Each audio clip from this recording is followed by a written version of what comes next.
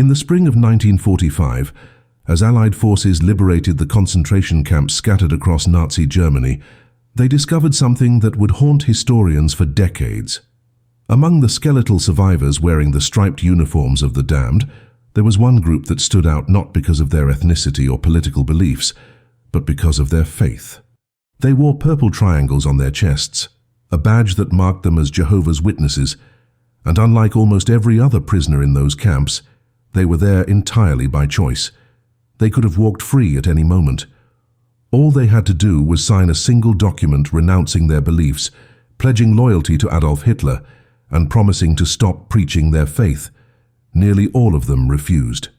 But here's the question that should make your blood run cold. Why did Hitler reserve a special burning hatred for this particular Christian group? Why were Jehovah's Witnesses the only religious denomination in Nazi Germany that faced near total persecution, while other Christian churches made their peace with the regime? The answer to that question reveals one of the most disturbing forgotten stories of World War II, a tale of absolute convicts, Tyen meeting absolute evil, and it begins not in the camps but in the churches of 1933 Germany. When Hitler rose to power in January of that year, he needed legitimacy. He needed the German people to see him not as a tyrant, but as a savior. And to achieve that, he needed the blessing of the Christian establishment. Germany was, after all, a deeply Christian nation. Roughly 65% of Germans identified as Protestant, and another 33% were Catholic. These weren't just cultural Christians. These were people who attended church, who raised their children in the faith, who looked to religious leaders for moral guidance. Hitler understood that if he could win over the churches, he could win over Germany, and win them over he did. By July of 1933, just 6 months after taking power, Hitler signed a concordat with the Vatican, a formal agreement that promised to protect the rights of the Catholic Church in Germany in exchange for the Church staying out of politics. The Protestant churches went even further. Many Protestant leaders embraced Hitler openly, seeing him as a strong Christian leader who would restore traditional values and fight against the twin threats of communism and moral decay. Some Protestant pastors even hung swastikas in their churches and preached that Hitler was sent by God to save Germany. There were dissenters, of course. Men like Dietrich Bonhoeffer and Martin Niemöller would eventually stand against the regime, but they were the exception, not the rule. The vast majority of Christian churches in Germany, both Catholic and Protestant, chose accommodation over resistance. But there was one group that refused to bow. There was one Christian denomination that looked at Adolf Hitler and his demands for loyalty and said no, absolutely not. And they said it loudly, publicly, and without compromise. From the very beginning, Jehovah's Witnesses rejected everything the Nazi regime stood for. They refused to give the Hitler salute. They refused to say the words, "Heil Hitler." They refused to serve in the military, to work in armaments factories, or to participate in any way in the Nazi war machine. Most provocatively of all, they refused to stop preaching their faith door to door, even after it was explicitly banned. To understand why this enraged Hitler beyond measure, you need to understand what Jehovah's Witnesses believed and how those beliefs struck at the very heart of Nazi ideology. Witnesses believed then, as they do now, that all human governments are temporary and flawed, and that the only government worthy of absolute loyalty is God's kingdom. They believed that pledging allegiance to any earthly leader was a form of idolatry, a sin against God. They believed that war was murder, regardless of which flag you fought under, and they believed it was their sacred duty to preach these beliefs to everyone, everywhere, at all times. This wasn't just religious dissent. This was a direct theological assault on everything Hitler had built his regime upon. While other churches argued about doctrine and sought compromise, Jehovah's Witnesses were telling ordinary Germans that Hitler was not their savior, that his government had no legitimate authority, that following his orders could cost them their eternal souls. And they weren't doing this quietly. They were knocking on doors, they were distributing pamphlets, they were holding secret meetings in homes and forests. Even as the Gestapo arrested them by the thousands, even as they were beaten and tortured and sent to camps, they kept preaching. The Nazi response was swift and brutal. In April of 1933, Just 3 months after Hitler took power, Jehovah's Witnesses became the first religious group banned in Germany. Their headquarters in Magdeburg was raided, their printing presses were destroyed, and their literature was confiscated and burned alongside the books of Jewish authors and political dissidents. But Hitler quickly realized that banning the organization wasn't enough. Unlike other churches that had hierarchies and central leadership that could be pressured or co-opted, Jehovah's Witnesses operated through small, decentralized groups of believers who met in private homes. Shut down one meeting and 2 more would spring up somewhere else. Arrest the leaders and ordinary members would simply continue the work without them. It was like trying to stamp out a fire by stepping on the flames, only to watch sparks fly in every direction. What made this persecution uniquely intense was that it wasn't driven primarily by racial ideology, as it was with the Jews, or by political threat, as it was with the communists. This was personal to Hitler in a way that few other conflicts were. The witnesses weren't just refusing to participate in his Reich, they were actively telling Germans that his entire worldview was fundamentally wrong and evil. They were comparing Nazi Germany to the ancient tyrannies described in the Book of Revelation. They were prophesying the regime's destruction. And they were doing all of this while presenting themselves as the true Christians, implying that the Protestant and Catholic churches that had made peace with Hitler were false, compromised, and spiritually corrupt. Hitler saw this as the worst kind of betrayal, a stab in the back from people who should have been natural allies. By 1935, the persecution had escalated dramatically. Gestapo agents began conducting raids on private homes where witnesses were known to meet. Those arrested faced a choice that would define the next decade of suffering.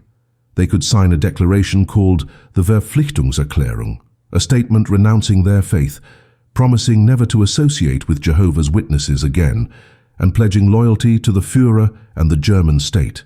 Sign that document, and you walked free. Your family stayed intact. Your life could continue. Refuse to sign and you were sent to a concentration camp with no trial, no specified sentence, and no hope of release until you changed your mind.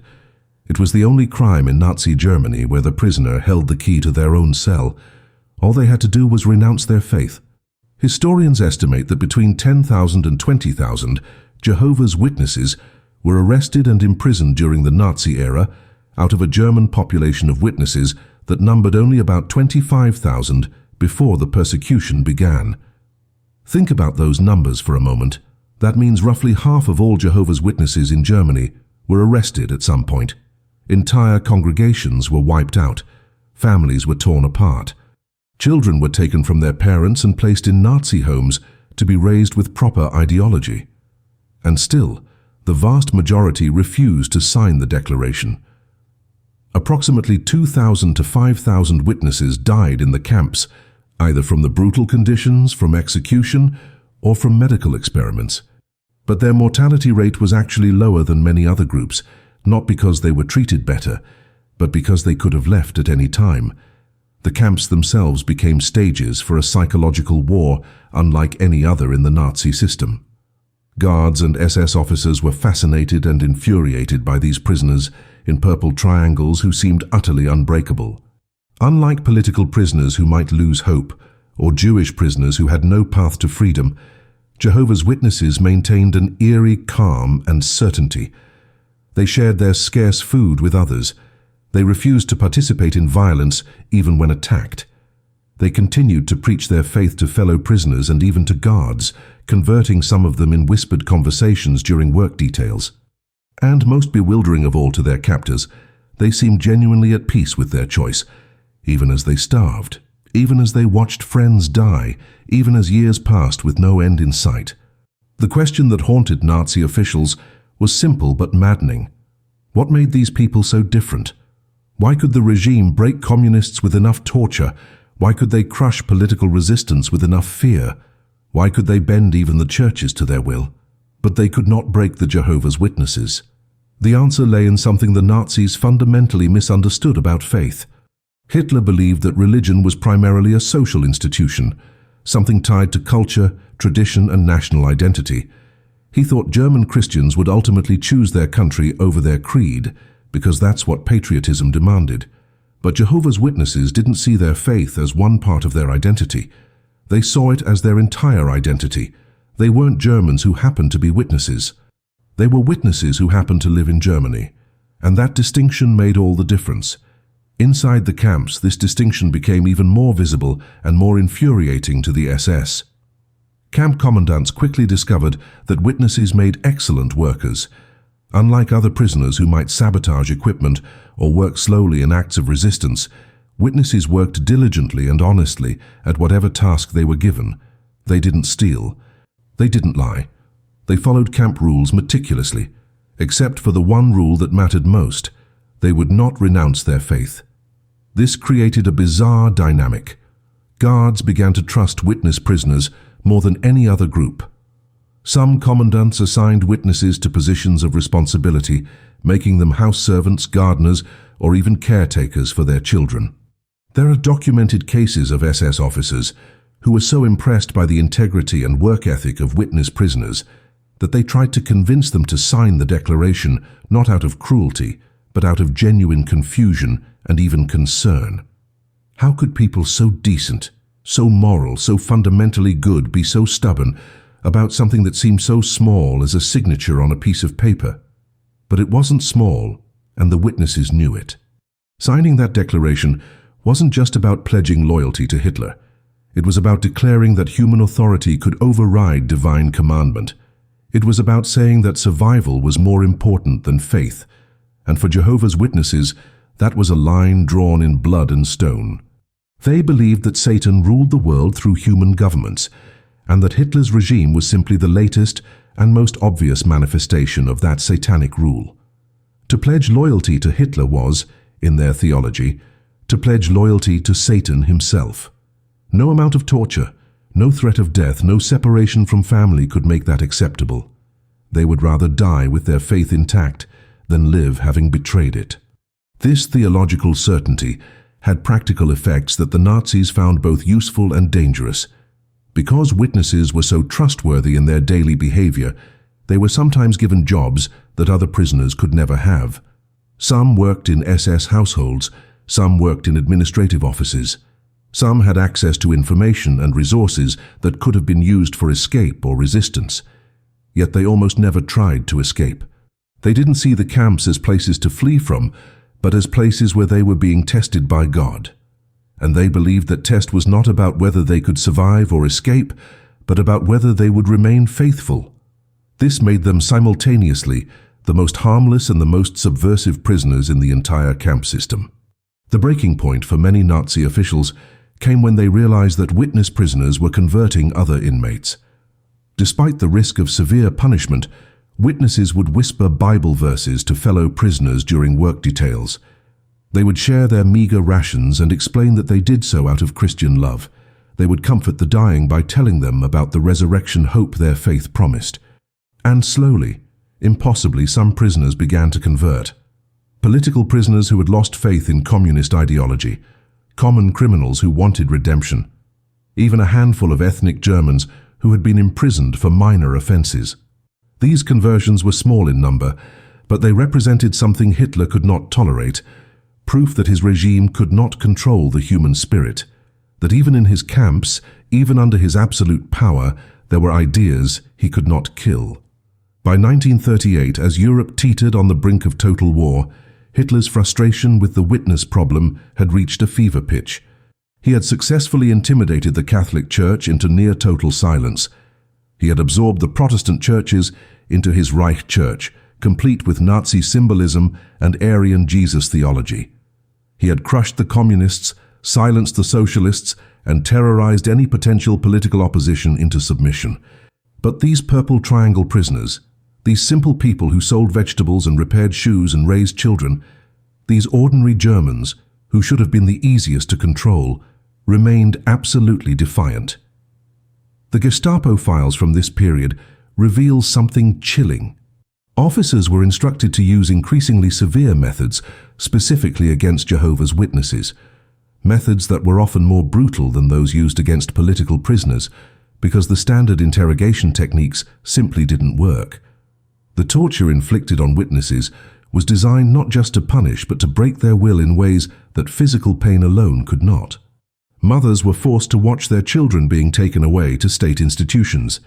Husbands were made to listen as their wives were interrogated in adjacent rooms. Family photographs were burned in front of prisoners. But the most insidious torture was psychological. SS officers would bring witness prisoners into comfortable rooms, offer them food and coffee, and speak to them gently, almost paternally. They would explain that the Reich didn't want to hurt them, that all of this suffering was unnecessary, that the regime actually admired their moral character and wanted them to be part of the new Germany. All they needed to do was sign one simple document, and they could go home to their families that very day. When gentleness failed, the officers would shift to logic. They would argue that refusing to sign wasn't noble, it was selfish. By staying in the camps, these prisoners were abandoning their children, breaking their spouses' hearts and causing suffering to everyone who loved them. Was their pride really worth that much pain? But the witnesses had an answer that the Nazis could never quite grasp. This wasn't about pride. This was about a promise they had made to God, a promise that superseded every human relationship and every earthly concern. They genuinely believed that if they died faithful in these camps, they would be resurrected into a paradise earth, where they would reunite with their loved ones forever. But if they signed the declaration to gain a few more years of life in this corrupt world, they would lose that eternal future. When you believed that with absolute certainty, when you truly internalized that mathematics of eternity versus mortality, the choice became simple. Painful, agonizing, heart-shattering, but simple. And so they refused again and again and again, with a consistency that drove their captors to distraction. The Nazi documentation of this period reveals something rarely discussed in standard Holocaust histories. While Jews, Roma, homosexuals, and political prisoners were marked for extermination as part of systematic genocide, Jehovah's Witnesses were marked for something else entirely: forced conversion. Hitler wanted them broken, not dead. He wanted public renunciations that he could parade as proof that even the most stubborn resistance would eventually crumble before the might of the Reich. Camp commandants were under pressure to produce signed declarations from witness prisoners. Those who succeeded in breaking a witness and obtaining that signature were sometimes commended. Those who simply killed witnesses without trying to convert them were occasionally reprimanded. This wasn't mercy. This was something more sinister. Hitler understood that killing these people would make them martyrs. But breaking them, getting them to betray their own faith, that would prove the ultimate power of the Nazi state. Yet the breaks never came in the numbers Hitler wanted. Individual witnesses did sign, overwhelmed by torture or broken by the sight of their families suffering. But they were the exception. The vast majority held firm, even as the war intensified, even as the camps became more brutal, even as hope for liberation seemed more distant with each passing year. And their resistance began to take on a quality that transcended religion or politics.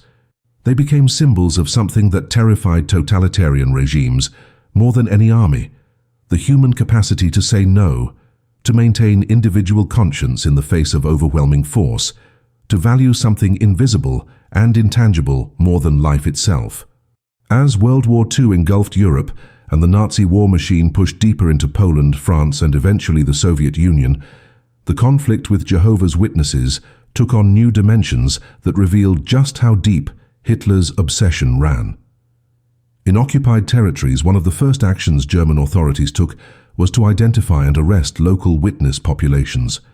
In Poland, in the Netherlands, in France, in every conquered nation, witnesses were rounded up with a speed and efficiency that sometimes preceded even the systematic persecution of Jews in those regions. This wasn't accidental. Hitler had given explicit orders that witnesses were to be considered enemies of the state wherever German authority extended. The Purple Triangle system was exported across occupied Europe. Witnesses from a dozen different countries found themselves imprisoned together, united by their refusal to pledge loyalty to a regime that demanded their souls. What made this expansion of persecution particularly revealing was that it served no strategic military purpose whatsoever. Jehovah's Witnesses posed no threat to German military operations. They weren't saboteurs. They weren't spies. They weren't partisans hiding in forests and ambushing supply convoys. They were pacifists who wouldn't even defend themselves when attacked. Yet the Reich devoted significant resources, manpower, and administrative energy to hunting them down, imprisoning them, and attempting to break them. Gestapo agents who could have been tracking actual resistance movements were instead raiding homes looking for hidden Bibles and religious pamphlets. Camp guards who could have been managing dangerous political prisoners were instead trying to convince peaceful believers to sign renunciation documents. This misallocation of resources in the middle of a total war reveals something crucial. For Hitler, defeating the witnesses wasn't a practical necessity. It was an ideological imperative.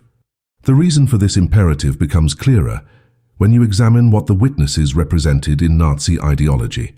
Hitler's entire worldview was built on the supremacy of the Volk, the German people, as a collective, racial, and national entity. Individual Germans were meant to subsume their personal identities into this greater whole. Your purpose was to serve the nation. Your loyalty was to the Führer. Your sacrifice was for the glory of the Reich. But Jehovah's Witnesses rejected this entire framework at its foundation. They said that national identity was meaningless, that racial purity was a false idol, that no human leader deserved absolute loyalty, and that the individual's relationship with God was more important than any collective cause. This wasn't just dissent. This was a complete negation of Nazi philosophy. And worse, it was a negation that came wrapped in Christian language and biblical authority, making it far more dangerous than secular opposition. Inside Germany itself, the continued resistance of witnesses had begun to create problems that went beyond the camps. Despite more than half of the German witness population being imprisoned, the remaining free witnesses continued their activities with remarkable boldness. They printed pamphlets on hidden presses. They smuggled literature across borders.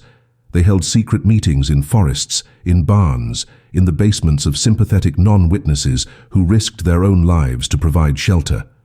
Most dangerously from the Nazi perspective, they began to create underground networks that helped other persecuted groups. Some witnesses hid Jewish families. Some helped political dissidents escape. Some passed information about camp conditions to foreign journalists. They did this not as an organized resistance movement, but as individual acts of conscience, which made them almost impossible to infiltrate or dismantle systematically. The Gestapo reports from this period show increasing frustration and even grudging respect. One report from 1940 noted that Jehovah's Witnesses were more difficult to monitor than communist cells, because they had no formal hierarchy that could be mapped and no political agenda that could be predicted.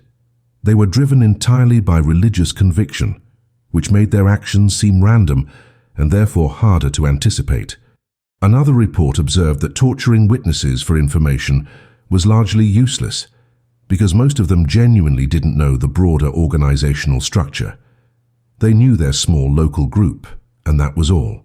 If you arrested 10 witnesses, you might disrupt one meeting, but you wouldn't uncover a network because the network barely existed in any formal sense.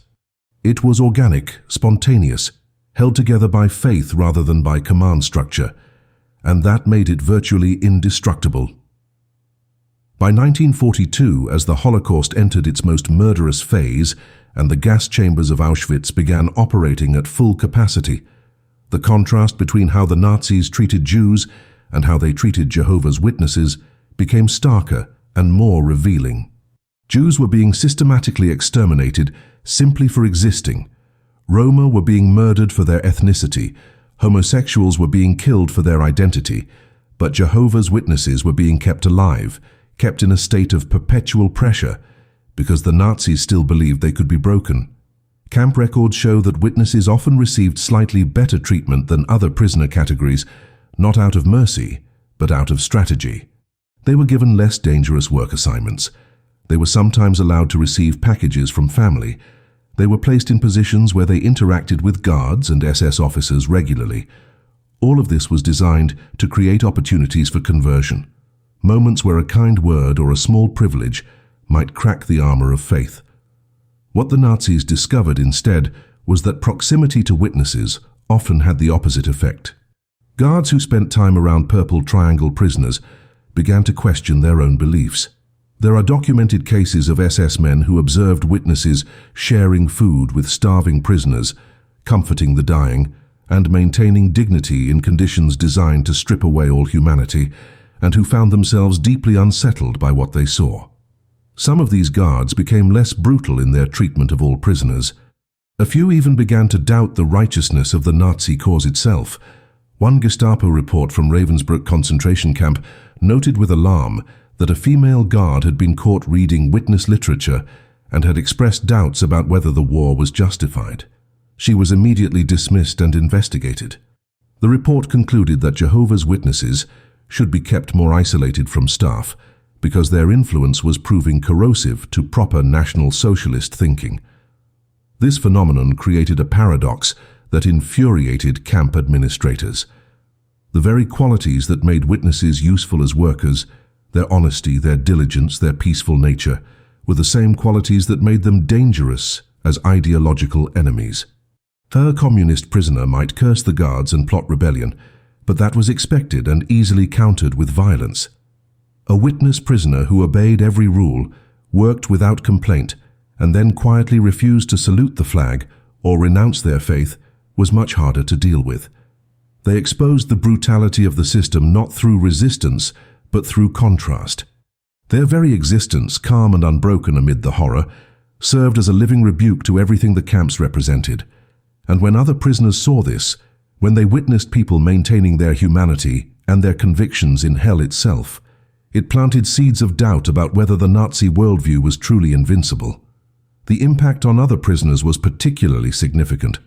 Jewish prisoners, facing extermination with no hope of release, sometimes drew strength from watching witnesses endure.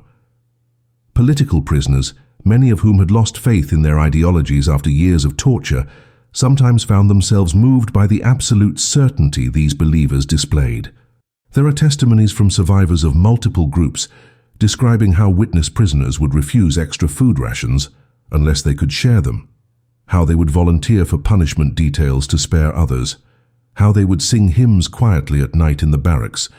These weren't strategic acts of resistance. These were people living their faith even in the valley of the shadow of death. And that kind of authentic conviction, that kind of unshakable certainty, had a power that no amount of Nazi propaganda could fully counter. But perhaps the most significant impact of the witness resistance was one that wouldn't become clear until after the war. The existence of prisoners who could leave at any time but chose to stay, who held the key to their own freedom but refused to use it, fundamentally undermined one of the core justifications the Nazis used for their entire camp system. The regime claimed that the camps were necessary to protect Germany from dangerous elements, people who posed existential threats to the state. But how could you maintain that fiction when thousands of prisoners were there solely because they wouldn't say Heil Hitler? How could you argue that brutal conditions were needed for security when peaceful believers who posed no physical threat to anyone were being tortured simply for refusing to change their minds? The witnesses exposed the camps for what they really were, not defensive measures, but tools of ideological domination and thought. Control. The turning point in Hitler's war against the witnesses came not through any change in Nazi policy, but through the inexorable turning of the war itself.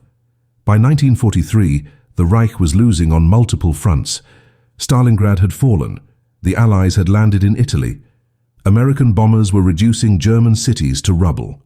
Yet even as the military situation deteriorated and resources became desperately scarce, the persecution of Jehovah's Witnesses continued with undiminished intensity. In fact, in some ways, it accelerated. As the Nazi regime felt its grip on power weakening, its obsession with ideological purity intensified. Camp commandants received orders to increase pressure on witness prisoners to sign declarations of renunciation. The thinking was transparent and desperate. If the Reich could break these unbreakable prisoners, it would prove that the Nazi will was still supreme, that German power could still bend reality itself to its demands. But the witnesses had done something that Hitler never anticipated. They had turned their imprisonment into a test of faith that grew stronger the longer it lasted. In the early years of persecution, from 1933 to 1938, Signing the declaration might have seemed like a reasonable compromise to save your family. But by 1943, after 10 years of resistance, after watching friends die faithful, after enduring a decade of torture and separation, signing that document would have meant admitting that all of that suffering had been for nothing. The longer they held out, the more impossible it became to give in.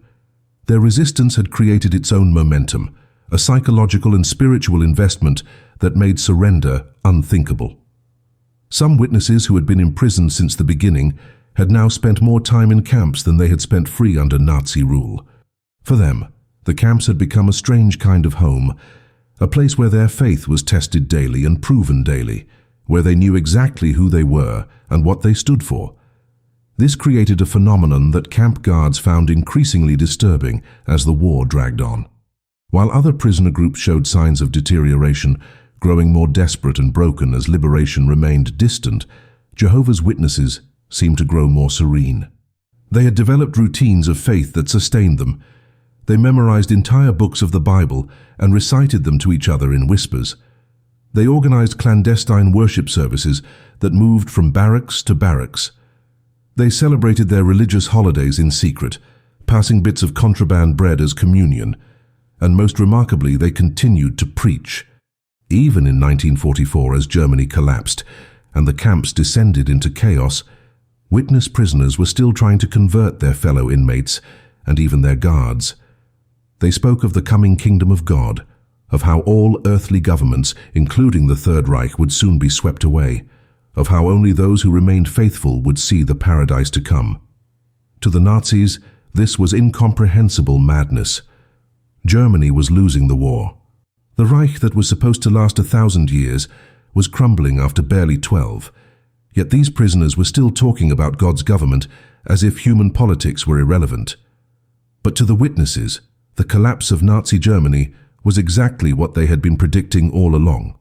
Their prophetic literature from the early 1930s had declared that human governments were doomed and that God would soon intervene in human affairs. Now, as Allied bombs fell on German cities and Soviet armies pushed westward, it seemed to the witnesses that their prophecies were being fulfilled before their eyes. This gave them a sense of vindication that made their suffering feel not just bearable, but meaningful. They weren't victims of history. They were witnesses to the fulfillment of divine prophecy, and that belief sustained them through the darkest final years of the war. The final months before liberation saw some of the most brutal treatment of witness prisoners. As the camps were evacuated ahead of advancing Allied armies, prisoners were forced on death marches through the winter cold.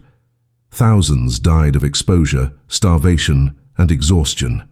But even on these marches, even as they stumbled through the snow leaving trails of corpses behind them, witnesses maintained their distinctive behavior. They helped weaker prisoners walk, they shared what little food they had, and they still refused to renounce their faith. Some guards watching this finally broke.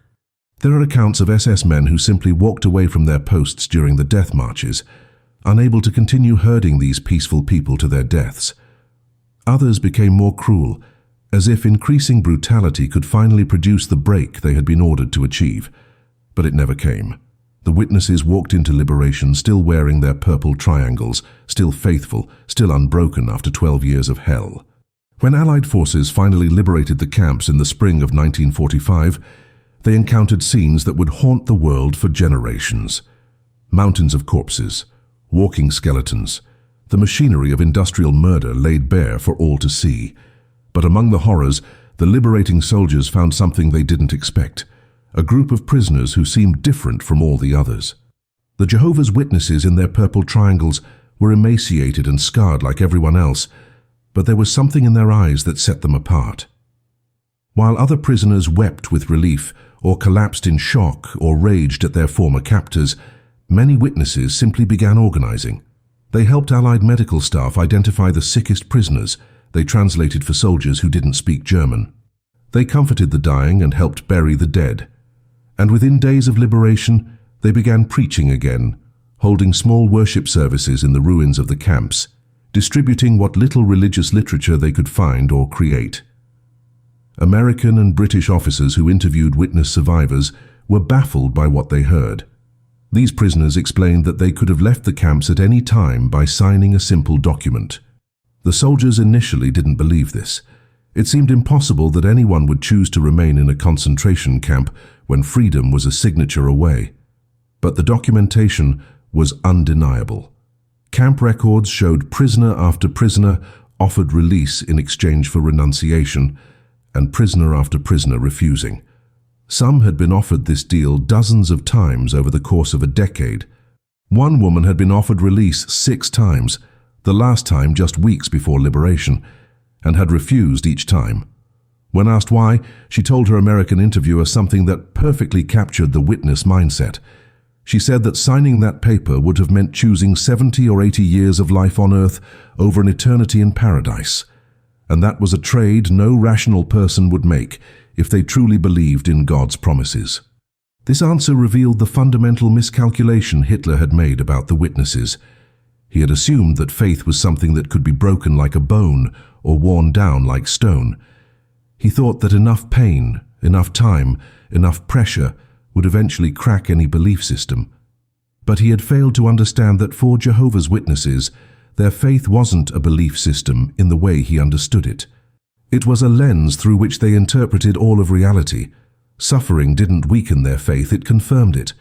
The Bible had promised that true Christians would be persecuted. Jesus himself had been tortured and killed by the Roman state. The apostles had been imprisoned and martyred. From the witness perspective, their persecution wasn't evidence that their faith was wrong. It was evidence that their faith was right. Every day they spent in the camps, every beating they endured, every humiliation they suffered was proof that they were on the correct path, following in the footsteps of the faithful throughout history. This interpretation of suffering as confirmation rather than contradiction gave the witnesses something no other group in the camps possessed, a framework that made their pain meaningful without requiring their tormentors to be defeated first. A political prisoner needed the Nazis to fall to prove their resistance was worthwhile. A Jewish prisoner needed liberation to justify their survival. But a witness prisoner needed nothing external to validate their choice. Their validation came from within, from the unshakable conviction that God saw their faithfulness and would remember it. This meant that even if the Nazis had won the war, even if liberation had never come, even if they had died in those camps, witnesses would have considered their resistance a success. That kind of conviction was something totalitarianism had no tools to fight. The liberation also exposed something that embarrassed many historians and Allied officials. While the world rightly focused on the genocide of 6 million Jews, on the murder of the Roma, on the slaughter of Soviet prisoners of war, the story of the witnesses was largely ignored or minimized. Part of this was understandable. Their numbers were smaller. They hadn't faced systematic extermination, but part of it was uncomfortable. The fact that witnesses could have avoided the camps entirely made other groups' suffering seem more tragic by comparison, and it raised uncomfortable questions about choice, faith, and resistance that didn't fit neatly into the heroic narratives being constructed about the war. It was easier to tell stories about victims who had no choice than to grapple with the complexity of people who chose suffering for reasons most couldn't comprehend. In the months following liberation, as Europe began the long process of rebuilding and the full scale of Nazi atrocities became public knowledge, a curious thing happened to the Jehovah's Witnesses who had survived the camps. They didn't become heroes. They didn't receive medals or public recognition. They didn't give speeches at commemorations or write best-selling memoirs. Instead, they quietly returned to their pre-war lives, or what remained of them, and resumed the very activities that had landed them in camps in the first place. They went door to door preaching. They printed religious literature. They held meetings. They rebuilt their congregations. And they did all of this with the same absolute conviction that had sustained them through 12 years of persecution. To them, the fall of Nazi Germany wasn't the end of their story. It was simply confirmation of their theology. One wicked human government had fallen, just as they had always said it would, but other governments would rise and fall. The work of preaching God's kingdom would continue until that kingdom actually came. This attitude created friction in post-war Germany that revealed something disturbing about how little the world had learned from what the Nazis had done to the witnesses. In both East and West Germany, Jehovah's Witnesses faced renewed persecution. In East Germany, under communist rule, they were banned again, imprisoned again, for the same reasons the Nazis had persecuted them: refusal to pledge loyalty to the state, refusal to serve in the military, continued preaching of a message that contradicted state ideology. In West Germany, the situation was somewhat better, but witnesses still faced discrimination. They were denied certain jobs. Their children were punished in schools for refusing to salute the flag. They were viewed with suspicion and hostility by many of their neighbors. Some of the very Germans who had watched silently as witnesses were dragged away in the 1930s now criticized them for their continued refusal to participate fully in national life. The lesson was clear and bitter. The witnesses had been right about the Nazi regime, had suffered for their convictions, had been proven correct by history, and yet the world still didn't accept their right to live according to their beliefs. What made this post-war persecution particularly revealing was that it exposed the real reason Hitler had hated Jehovah's Witnesses more than any other Christian group. It wasn't really about their specific theological beliefs. It wasn't about their refusal to say Heil Hitler or salute the flag. Those were symptoms, not causes. The real reason was that Jehovah's Witnesses represented a challenge to state authority itself, to the very concept that a government could demand total loyalty from its citizens. Every other Christian denomination had eventually made peace with the idea that faith and patriotism could coexist, that you could render unto Caesar what was Caesar's and unto God what was God's. But witnesses rejected that compromise entirely. They said that when Caesar's demands conflicted with God's commands, Caesar had no legitimate authority, and they were willing to die for that principle. This was the ultimate threat to Hitler's totalitarian vision, and it remains a threat to every authoritarian regime that has come since. You can imprison people who oppose your specific policies. You can execute people who plot against your government. You can intimidate people who speak out against your rule. But how do you control people who genuinely don't recognize your authority in the first place? People who view your laws as irrelevant suggestions, your power as temporary and illusory, your threats as meaningless in light of eternity. The Nazis discovered that you can't, not really, you can kill them, but you can't make them submit. And killing them only proves their point, that human governments are brutal, temporary, and fundamentally illegitimate compared to the divine authority they serve. The historical record shows that approximately 2,000 to 5,000 Jehovah's Witnesses died in Nazi concentration camps, with thousands more imprisoned and tortured. But here's what makes their story truly extraordinary and truly forgotten. Unlike every other group that suffered under Nazi persecution, the witnesses' suffering was entirely optional from the regime's perspective. The Nazis offered them a way out again and again. The deaths of those 2,000 to 5,000 people were deaths the Reich didn't have to inflict. Hitler could have simply ignored the witnesses, let them preach their apolitical message, and focused his resources on what he considered real threats. But he couldn't do that. Their very existence, their refusal to acknowledge his authority, their insistence on a higher loyalty, was too fundamental a challenge to everything he had built. And so he tried to break them, poured resources into breaking them, and failed absolutely and completely. So why has this story been largely erased from popular understanding of World War II and the Holocaust? Why do most people know about the 6 million Jews, the Roma, the homosexuals, the political prisoners, but have never heard about the purple triangles? The answer is uncomfortable but important. The story of the Jehovah's Witnesses doesn't fit neatly into the narratives we prefer to tell about the Nazi era. We like stories of victims and heroes, of innocent people murdered and brave resistors fighting back. But the witnesses were neither victims in the traditional sense, since they could have avoided their fate, nor heroes in the cinematic sense, since they didn't take up arms or blow up bridges or assassinate Nazi officers. They simply said no and kept saying no, year after year, until the regime that demanded their submission collapsed. That kind of resistance, passive but absolute, spiritual but uncompromising, challenges our assumptions about what courage looks like and what power really means. It's easier to forget it than to grapple with its implications. But there's a deeper reason this story has been marginalized, and it has to do with what the witness experience reveals about human nature and state power. The fact that thousands of ordinary people, not political radicals or trained soldiers, but farmers and shopkeepers and housewives, could withstand everything a totalitarian state threw at them simply through religious conviction is deeply threatening to modern secular societies.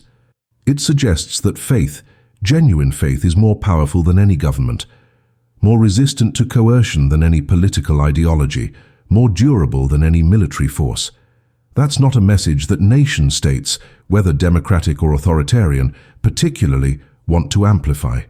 Because if people truly believed that their ultimate loyalty belonged to something beyond the state, if they genuinely internalized the idea that human laws were subordinate to divine commands, then the whole architecture of modern governance becomes unstable. The witnesses prove that you can't govern people who don't accept your right to govern them, and that's a dangerous lesson for any government to have widely known. The legacy of the witnesses in the camps extends far beyond their own religious community. Their resistance became a case study in how totalitarian regimes fail when confronted with unshakable conviction. Political scientists and historians have noted that the witness experience demonstrates the limits of state power in ways that armed resistance never could. When you shoot a partisan, you can claim they were dangerous criminals. When you execute a political dissident, you can say they were traitors plotting your overthrow. But when you torture peaceful believers who pose no physical threat to anyone, who could go free tomorrow if they'd simply changed their minds, you expose the brutality of your regime in ways that no propaganda can cover up. The Nazis understood this, which is why they tried so desperately to get witnesses to sign renunciation documents, rather than simply killing them all. A dead witness could be a martyr, but a broken witness, publicly renouncing their faith, would have been a propaganda victory proving the supremacy of Nazi will. That victory never came, and its absence haunted the regime until its final days. Today, more than 80 years after the liberation of the camps, Jehovah's Witnesses remain one of the most persecuted religious groups in the world. They are banned in Russia, imprisoned in Eritrea, attacked in multiple African nations, and face discrimination in dozens of countries. And in every case, the reason is the same reason Hitler hated them. They refuse to pledge ultimate loyalty to human governments. They won't salute flags, won't serve in militaries, won't participate in nationalistic displays, and won't stop preaching a message that says all human governments are temporary and flawed. This consistency across 8 decades and dozens of different regimes suggests that the conflict between witnesses and state power isn't about specific governments or specific historical moments. It's about two fundamentally incompatible views of authority. One view says that the state, whether democratic or dictatorial, has the legitimate right to demand certain things from its citizens, including symbolic displays of loyalty and participation in national defense. The other view says that God's authority supersedes all human authority, and that no government can legitimately demand anything that contradicts divine commands. Those two views cannot be reconciled, and so the conflict continues. The question that haunts anyone who studies the witness experience under Nazi rule is this: what would you have done? If you had been a Jehovah's Witness in 1933 Germany, watching Hitler rise to power, knowing that a simple signature could keep you free and safe, knowing that refusing would mean losing everything, separation from your family, years or decades in a concentration camp, possibly death, would you have signed? Most of us, if we're honest, would probably have signed. We would have told ourselves that it was just words on paper, that God would understand, that staying alive to care for our families was the right choice. And maybe we would have been right.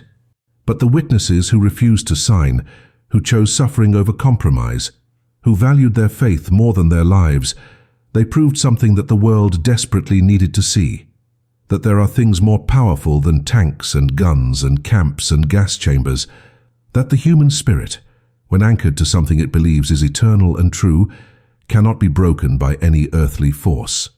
And that even in the darkest moment of the 20th century, even when evil seemed to have won completely, there were ordinary people who looked into the face of absolute power and said with quiet certainty, no.